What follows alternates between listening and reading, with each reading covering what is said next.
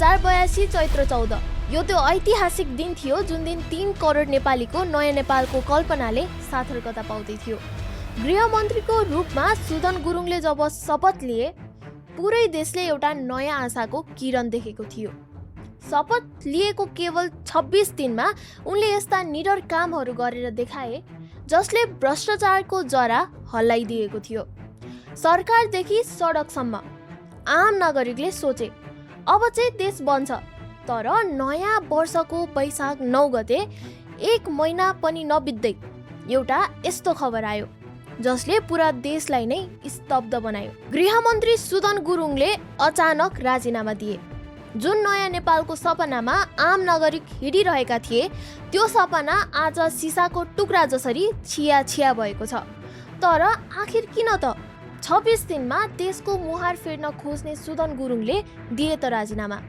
आजको यो भिडियोमा हामी यसै विषयमा गहिरेर बुझ्नेछौँ। सुरुदेखि अन्तसम्म एउटा साधारण केटादेखि देशको होम मिनिस्टरसम्मको यात्रा र त्यो यात्रामा लुकेका अँध्यारो साँचो कुराहरू।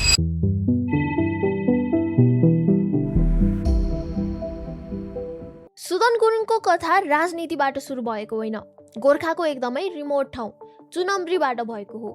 विक्रम सम्वत 2044 साउन 3 मा जन्मेका सुदनको बाल्यकाल धेरै नै सङ्घर्षपूर्ण थियो। सानो उमेरमै उहाँको बुबा आमाको सम्बन्ध विच्छेद भएको थियो। उनका बुबा त्यसपछि इन्डिया गए भने उनका आमा पनि आफ्नै बाटो लागिन्।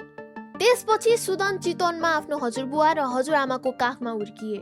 पढाइमा सुदनको धेरै मन गएन। एसएलसी पछि ए लेभल्स जोइन त गरे, तर त्यो पुरा गर्न सकेनन्। परिवार र आफन्तले उनलाई सधैँ हेपे, यसले जिन्दगीमा केही गर्दैन, यो त बिग्रिएको केटा हो भनेर धेरै सुन्दै आए। तपाईहरू आफै सोच्न सक्नुहुन्छ सबैले नराम्रो भन्दा एउटा किशोर अवस्थाको बालकमाथि के बित्दो होला भनेर।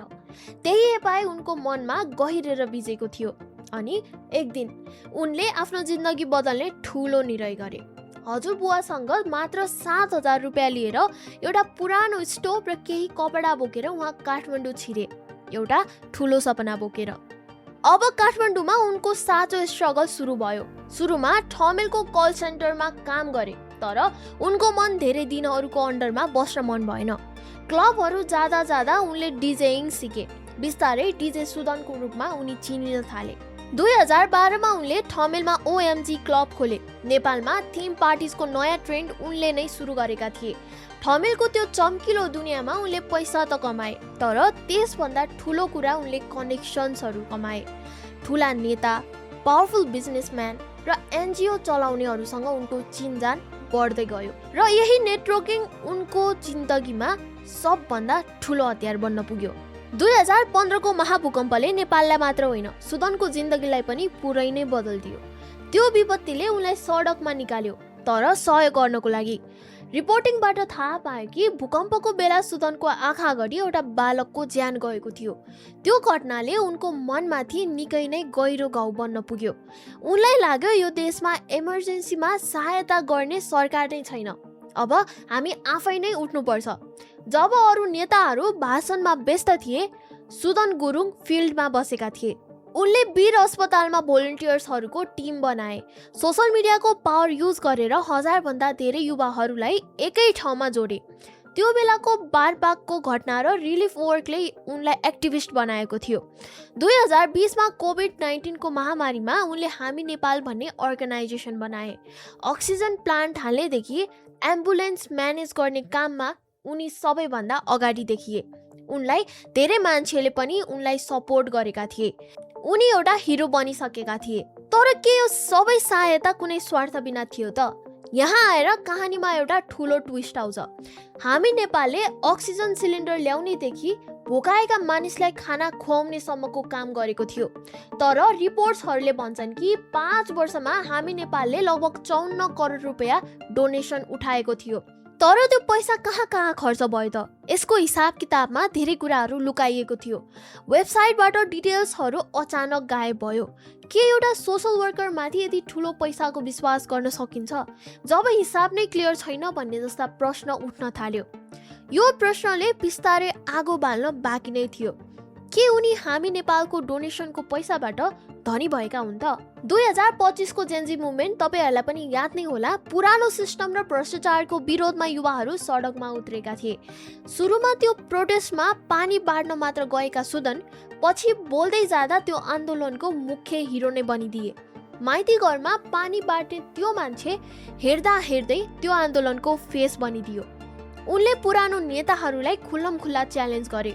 सेनासँग वार्ता गर्नेदेखि लिएर राष्ट्रपतिलाई थर्काउने सम्मको काम उनले गरेका थिए। भदौ 24 को त्यो घटना धेरैले भन्छन् त्यो सबै सुदनको स्ट्र्याटेजी थियो। सुदनको त्यो रिभोल्युसनरी अवतारले युथहरूलाई प्रभावित गर्यो। त्यही वेबलाई युज गरेर फागुन 21 को इलेक्सनमा उनले राष्ट्रिय स्वतन्त्र पार्टी रासुपाबाट गोर्खा 1 मा लगभग 30,000 भोट लिएर जितेका थिए।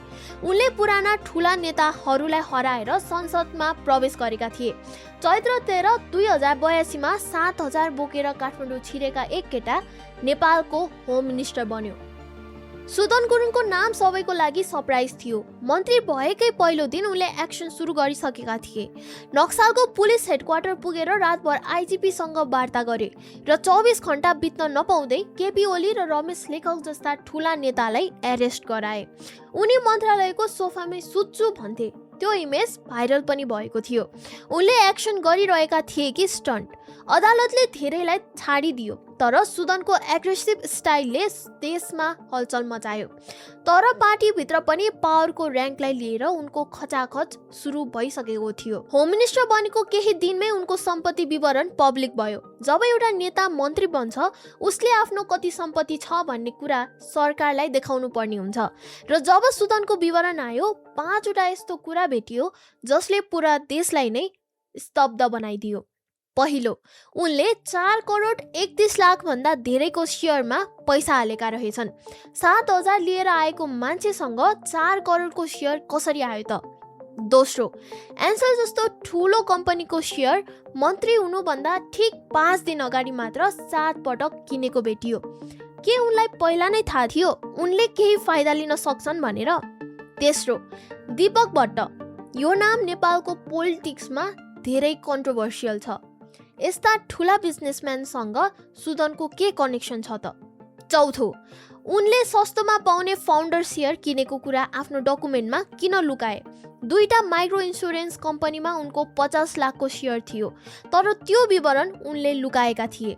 पाँचौं, जब प्रश्न उठ्यो उनले भने मैले लोन लिएर किनेको हो तर डकुमेन्टमा कुनै पनि ऋण लिएको कुरा लेखेकै थिएन। झुट किन बोले त?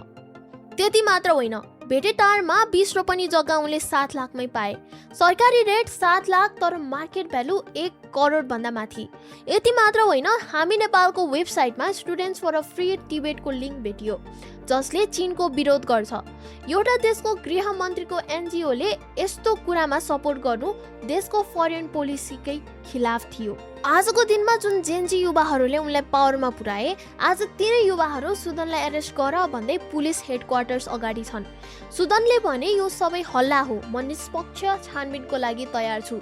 तर बालेन शाह र रवि लामिछानेले भने पहिला रेजिग्नेसन अनि मात्र छानबिन। उनको कार्यकारी शैलीलाई धेरैले टेक्नो फ्यासिजमसँग पनि जोडेका छन्। सुदनले मोरालिटीको कुरा गरे तर आफ्नै सम्पत्ति ट्रान्सप्यारेन्ट बनाएनन्। अन्ततः बाध्य भएर 26 दिनमै उनले होम मिनिस्टरको पदबाट राजीनामा दिए। 26 दिनको अन्तरालमा 2 मन्त्री निष्कासन भइसकेका छन्, दीपक कुमार शाह र सुदन गुरुङ। नेपालको राजनीतिमा यो एक्जिट आफ्टर क्वेसनिङ नीति नयाँ हो। बालेन र रविले देखाइदिए कि नयाँ पार्टीमा पनि भ्रष्टाचार सह्य हुँदैन। तर प्रश्न उठ्छ, सुदन कसरी यो पदको लागि नियुक्त भए त? के नयाँ पार्टीले क्यान्डिडेटको छनौट प्रक्रिया राम्ररी गर्न जानेनन्?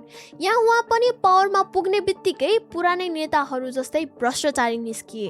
के 4 करोडको सेयर उनको मेहनतको कमाइ थियो कि कुनै ठुलो माफियाको खेल? सुदनको यात्रा एउटा शिक्षा हो। केवल सडकमा चिल्लाउँदैमा र एग्रेसिभ एक्सन लिँदैमा सुशासन आउँदैन। नेपाल अब नयाँ होम मिनिस्टरको पर्खाइमा छ, एउटा नयाँ, क्लिन र लिडरको। अन्तमा सुदन गुरुङ इतिहासको एउटा पान्नामा एक्सन ओरिएन्टेड मन्त्रीको रूपमा रहन्छन् या एउटा विवादित मान्छेको रूपमा? तपाईलाई के लाग्छ? सुदन गुरुङलाई फसाइएको हो कि उनले आफै गल्ती गरेका हुन् त? यो एक्जिट पोलिसीले नेपालमा सुशासन ल्याउला कि केवल मन्त्री फेरिने मात्र काम होला त? कमेन्टमा आफ्नो विचार लेख्नुहोला। यदि यो डिप इन्भेस्टिगेसन मन पर्यो भने लाइक, कमेन्ट र सब्सक्राइब गर्न नबिर्सिनुहोला। धन्यवाद।